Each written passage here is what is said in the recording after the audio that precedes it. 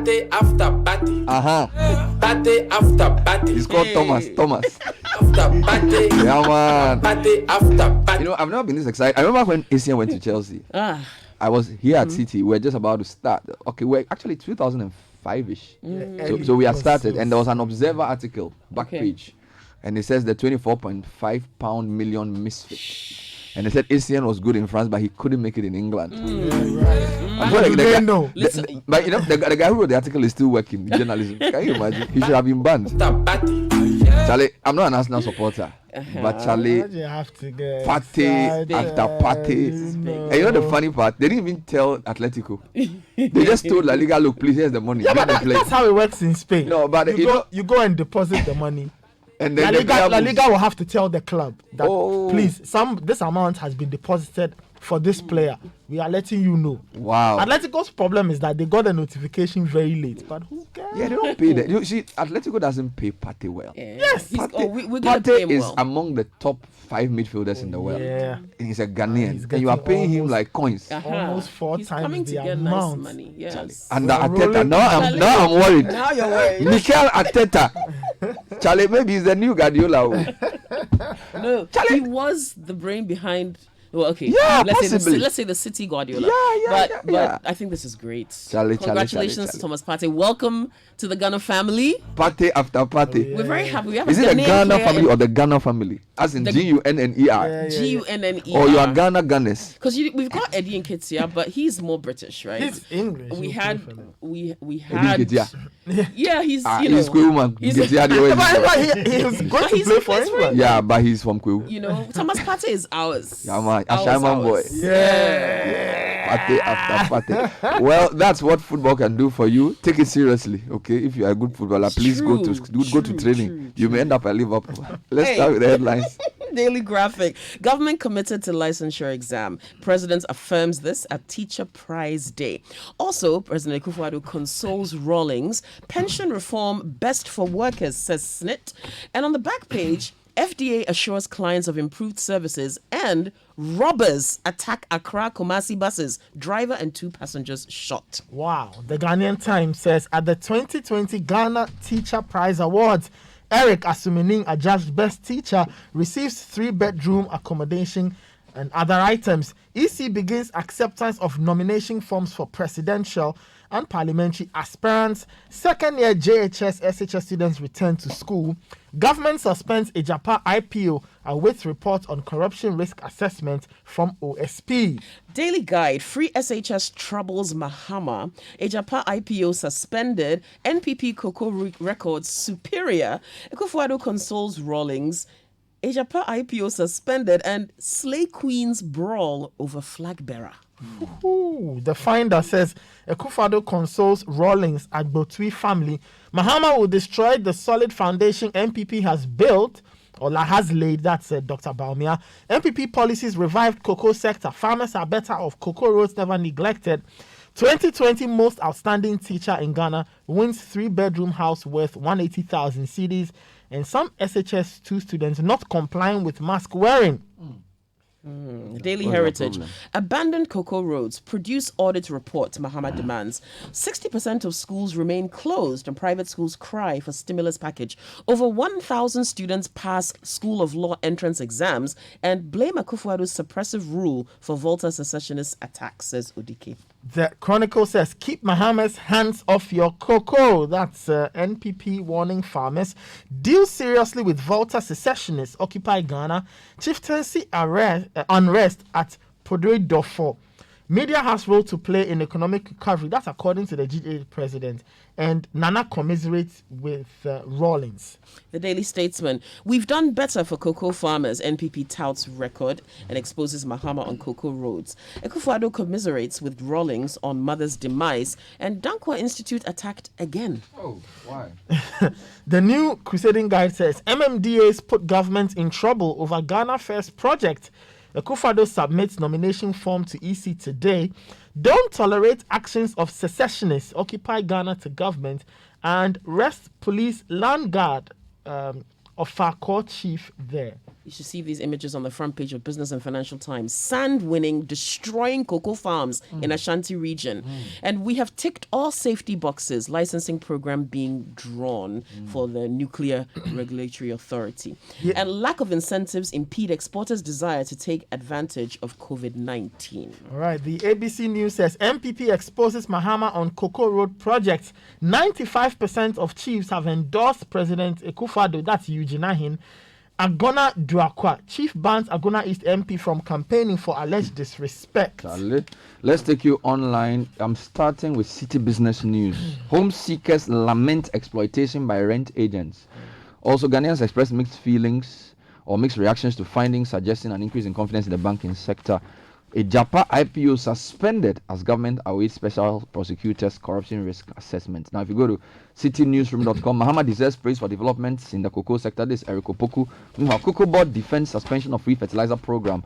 Also, over 1,000 students passed Ghana School of Law entrance exams, whilst Akufo-Addo files his nomination today. If you go to myjoyonline.com, Ghana's embassy in Belgium ordered by ING Bank to withdraw its funds and close accounts. Also, IPO suspended. This is a Japa. Other stories. Chiefs have the right to speak. Martin Kwebu on chiefs engaging in active politics. If you go to Star FM, KIA goes red as staff demand MD's dismissal. Also, keep dangerous Mahama away from your cocoa farms. NPP to farmers. Meanwhile, Akufo-Addo says Educhum has satisfied my expectation. This is the Deputy Education Minister. And as you read, thieves break into Dankwa Institute, vital documents stolen. We don't know where this is going. And then if you go to GNA, Mahama would derail our foundation if given the chances as the vice president. Nanado and 3 others submit their nomination forms today, and FDA celebrates Customer Service Week. So let's start with you, Kukui. All right, the Daily Graphic. Government committed to licensure exam. The government has reiterated its commitment to the teacher licensure exam, saying it is a sure way to enhance standards and elevate the dignity of the teaching profession. The president, Nana Addo Dankwa Akufo-Addo, said the licensure exam was a credible means of achieving that, and his government remained committed to it. If we are to elevate the dignity of the teaching profession, as we must, then it stands to reason that we must guard the gates jealously and ensure that robust standards are met before a person can call himself or herself a teacher and enter the classroom to teach, he explained. That, he said, would help teachers acquire skills, knowledge, values, and attitudes to meet national and global teaching standards to deliver effectively in schools. He said this in a speech read on his behalf at this year's Ghana's Teachers Prize Day in Cape Coast yesterday. Meanwhile, Napo, the Minister of Education, says using aptitude tests for promotion of teachers is more efficient. This story says the Minister of Education says the government decision to promote teachers based on their performance in an aptitude test instead of interviews has proven to be more efficient. According to him, the process has even eliminated administrative bottlenecks in the promotion of teachers. He was speaking at the same event. He argued that the previous method of merely interviewing was too tedious and prone to abuse. He says the interviews were expensive and laborious, and there are complaints of bribery and corruption and victimization by the teachers themselves. This is why we brought the new process. Now, I'm bringing you 2 more stories on education. Now, on Star News, Educhum has satisfied my expectation. This is Akufo-Addo. President Akufo-Addo has called on the people of Bosomtwe in Ashanti region to retain their MP in the upcoming post because he has performed as Deputy Minister for Education. According to the President, the lawmaker continues to play critical roles in the implementation of the President's flagship free SHS policy. Finally, on citinewsroom.com, over 1,000 law students passed Ghana School of Law entrance exam. Since we are talking education, a total of 1,045 students out of 2,763 have passed the 2020 entrance exams to the Ghana School of Law. According to the School of Law website, this year's results saw a 23% rise in the number of students who passed the exam compared to last year's 93% recorded failure. This marks a significant turn in legal education in Ghana, especially as it comes after massive calls and protests for major reform in the country's legal education system following the failures of previous years.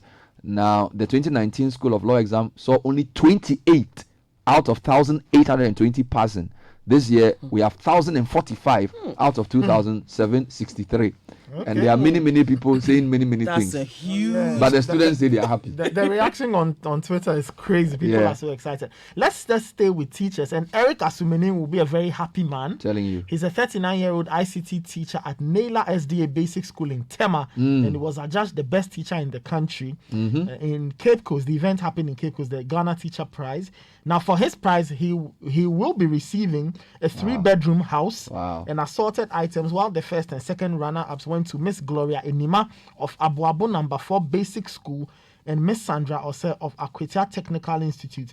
Now they are getting a 4x4 pickup and a saloon car respectively, plus other interesting prizes. You know what would be nice?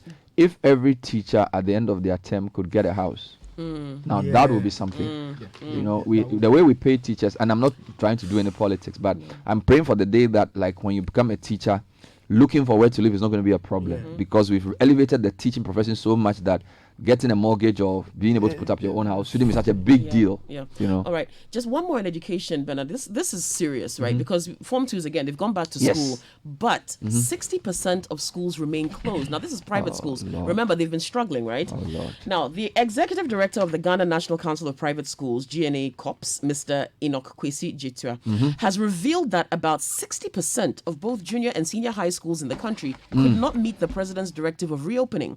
According to him, on August 30th, 2020, President Nana Dankwa Akufo-Addo, in his 16th televised COVID-19 update to the nation, ordered the reopening of schools on October the 5th, 2020, which was yesterday, for Form 2 students in both junior and senior high schools.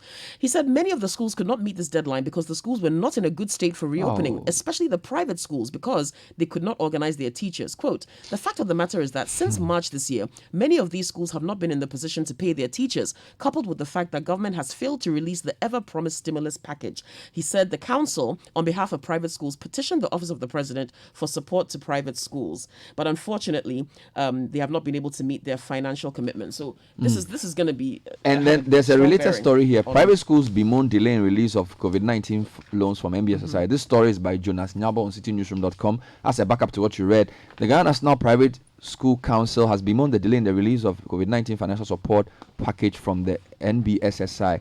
The group says the loan disbursement process does not seem transparent and therefore want government to intervene. Speaking at a press conference on Monday, the National Executive Director for the group, Enoch Kwesi Jetua, said many private schools across the country are yet to reopen because there are no funds to support their work. Well, if you go to the Finder on page 13, the cocoa politics is hot. So last night, Bernard, you had that front and center. I'm telling you. The point of view. But on page 13 of the Finder, it says MPP policies revived cocoa sector. Now, the governing MPP has started its superior record in transforming the country's cocoa sector and improved the livelihoods of cocoa farmers after inheriting what it described as a comatose sector left behind by the NDC. The party said the sector bequeathed to the government was one area which clearly indicated that former President Mahama showed gross incompetence, corruption, carelessness, and recklessness. So that's what Mr. Joseph Boahin. The reaction on my show on Point of View yesterday, there are two reactions. There's the Eriko Poku reaction, and then there's the Fifi Boafo reaction. So Mahama deserves praise for development in cocoa sector, according to Eriko Poku, who's the MP for Sunafo South. The NDC spokesperson on cocoa affairs says former President Mahama ought to be singled out for praise for the massive infrastructure and prudent policies that have shaped the country's cocoa sector. According to him, attempts by political actors to accuse the NDC flag bearer of doing nothing to ameliorate the plight of cocoa farmers during his tenure is not based on substantive evidence. Now, his comments follow what you read following the MPP press conference. So what I read was said by Abuabian Samoa yesterday. Now, speaking on the same program, the public affairs manager of Kokobo, Fifi Boafo, said critics of the suspension of the free fertilizer program are basing their concerns on assumptions, and he defended the government decision to suspend the free fertilizer program, which he says was being abused. Now, the flag bearer of the NDC, John Mahama, has said he will reintroduce the free fertilizer program for cocoa farmers if elected. He feels cocoa farmers are being burdened by self-financing their own fertilizer purchases. However, Mr. Fifi Boafo said the farmers were not benefiting wholly from the fertilizer because of smuggling, and therefore government decided to suspend that. Right, staying with cocoa issues, Business and Financial Times front page, sand winning is destroying cocoa farms in the Ashanti region. Indiscriminate sand winning has reared its ugly head in parts of Ashanti region, destroying cocoa farms and farmlands. The aggression of the sand winners pose a threat to sustainable cocoa production, as farms along streams in the target areas are being consumed with or without the consent of farmers. Investigations by BNFT reveal that when the the sand winners who operate day and night have connived with some community leaders, including traditional authorities and family heads, to wreak the havoc. The devastating illegal sand winning activities are rife in the cocoa producing areas. And the sand winners, they use excavators. Wow. Some use manual tools like pickaxes and shovels to collect the sand from farmlands with little or no protest by individual farm owners.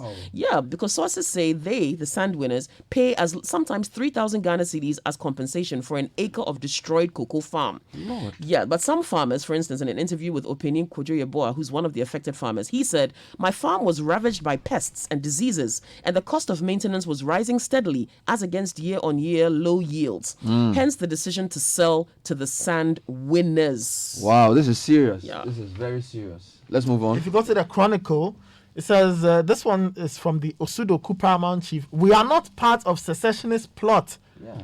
Nene Adegbo Nimle the sixth, Paramount Chief of the OsuDoku Traditional Council, says he or the council will never support any act of secession. Nene Animle the sixth needs to come out quickly to distance himself and the council from the illegal activities of a secessionist group, which one of his chiefs, Neneteria Aglom II of the Dorsey clan, was alleged to be involved with. Now, he said this in a press statement authored by Nene Adegbo Kwesi Animle VI and copied to the Chronicle. So that's that. Yeah. And Occupy Ghana also saying that government will have to deal with the Volta secessionists. Now, there's a very interesting story on Citi News, which is from the Homeland Study Group. They are saying they are not behind the recent attacks. This story is by Delali Adogla Besa, and it's a very interesting story because we've all been assuming that because those who were doing the disturbances said they were secessionists, it meant that the HSGF were the people. But the Homeland Study Group Foundation has denied any involvement in the violent incidents in the Volta region attributed to some separatists. The leader of the group, Charles Kujoji, popularly known as Papavi, said his group has always been non-violent in its push for parts of the Volta region to be made autonomous in a country known as Western Togoland. The Homeland Study Group Foundation is a peaceful group, a peace-loving group, a peace-generating group, a peace-making group. He said in an address from Ho, attacks on police stations and roadblocks in the region of September 25, as well as the raid and torching of buses at the Ho STC, have been attributed to the foundation. Security personnel also said they followed a plan by a group to burn down the whole central market and other key installations. But Mr. Kujoji said he's always favored dialogue in dealing with state authorities. Here's a quote: "I've always made myself available to the police and to the security agencies on several occasions. Anytime they wanted me, I went there and we had a discussion and I came home." He further said he had initiated attempts for dialogue with the government but to no avail. He urged the state to finish its thorough investigations into the incident before coming to any hasty conclusion. And then, speaking on Eyewitness News subsequently, George Nyakpo, the group spokesperson, criticized the state for using excessive force in dealings with the group. So maybe this is the group that did the destruction, not the HSFG. So this George Nyakpo person, he says he feels his members have cooperated with the police since the arrest of some of its members in November. All right, let's move to other stories. All right, pensions. Now, yesterday we saw this headline, a big headline on pensions, and today, pension reform best for workers, says SNIT. The Director General of the Social Security and National Insurance Trust, Dr. John Ofori Tenkrang, has assured workers that the pension reform exercise will deliver better value to pensioners than the old law gave them. Pensioners have not been made worse off under the three-tier pension scheme. In fact, the monthly pension paid under Act 766 is better than the residual pension paid under PNDC Law 247, he said. Dr. Ofori Tenkrang told the Daily Graphic yesterday that although the implementation of the final lap of the reform had experienced some transitional peculiarities that may adversely affect some individuals, it should not be misconstrued that the National Pensions Act of 2008 made workers and retirees worse off. He actually said the increase in the monthly pension paid to retirees, the shortening of the minimum period one should contribute to enjoy pensions from 20 years to 15 years, and the improvement in the lifetime benefits paid to pensioners and their survivors from 72 to 75 years was some of the enhanced benefits of the new act. If you go to page 6 of the Chronicle, there's an update on the Hot FM finance manager's death. Now, it says 2 suspects arrested over murder of Hot FM's finance officer arraigned. 2 suspects who were arrested in connection with the murder of the Bemuhene of Enchi Kramokrum, the finance minister of Accra-based Hot FM, Nana Ndoli Penning III, have been arraigned before the Ajabin court. The two suspects were arrested on Sunday, October 4, 2020. The suspects, Kwame Ofori Ejaba and Nana Kwame Kwache, are said to be a friend and a spiritual father to the deceased. In a statement released by the Kanishi police, Nana Ndoli Penning was going to meet his spiritual father, Nana Kwame Kwache, at a hotel in Kanishin, but was found dead in a pool of blood on Friday at a hotel in Kanishin in Accra. I want to give you two quick stories, Kokwi. Home seekers lament exploitation by rent agents. It's an exclusive on citybusinessnews.com. Story by Elena Paz says the payment of rent, particularly for residential facilities, has over the years remained a headache for both the average Ghanaian and even those at the top of the social ladder. Now, in recent times, however, the concern has not mainly been about the cost of rent, but also the amount people spend engaging the services of rent agents in most urban centers. Back to the story on teachers and having a house. Some members of the public in interaction with Citi News shared their unpleasant experiences in their dealings with rent agents. Now, that story I'll go back to this morning because I'm very interested in this whole idea of getting a house. But a Japa deal suspended, or IPO suspended, as government awaits Special Prosecutors Corruption Risk Assessment. Again, citybusinessnews.com, it says the Ministry of Finance has served notice that government will not proceed with the initial public offering for the Japan royalties deal until the Special Prosecutor concludes ongoing corruption risk assessment of the project. In a letter signed by Deputy Finance Minister Charles Edu Buahin and cited by Citi News, the ministry said the initial plan to launch the IPO in September is currently on hold, and the ministry assured that it is ready to cooperate with the anti-graft office. Right, another crime story, in addition to what Nathan also read. Robbers attack Accra Kumasi buses. Is on the back page of Daily Graphic. A driver of a VIP Joan bus and two passengers have been shot and injured by armed robbers during a midnight raid on the Apedra Bunsu stretch of the Accra Kumasi highway. The driver, identified as Delali Yao Chagli, was receiving treatment at the Enyirsi Hospital on the Bunsu Nkoko Road as of press time yesterday. He sustained a deep cut from a chip of the windscreen. The three were injured when two VIP buses were attacked. Two passengers were yet to be identified but were reported to be receiving treatment. Owners of the transport company dispatched a delegation to visit the driver and the injured passengers at the various hospital. Yeah. This is really sad because this road has had accidents already. Now you have this. I want to take you to sports. City Sports has two big stories. The first one, Arsenal signed Partey from Atletico for £45 million. Yeah. He's now Ghana's most expensive player. Yeah. Arsenal have confirmed the signing of Ghanaian international Thomas Partey from Atletico Madrid. The 27-year-old joins Mikel Arteta's side after his £45 million release clause was triggered by the London side. Partey spent 8 years at Atletico Madrid and played a key role in Diego Simeone's side, which won the 2018 UEFA Europa League. Arsenal announced the deal on their official Twitter handle with some Palago tunes. Now, the story says Partey becomes Ghana's most expensive player in history, surpassing Michael Essie's £22 million move from Lyon to Chelsea. Then the website has another story. It says 10 things to know about Partey.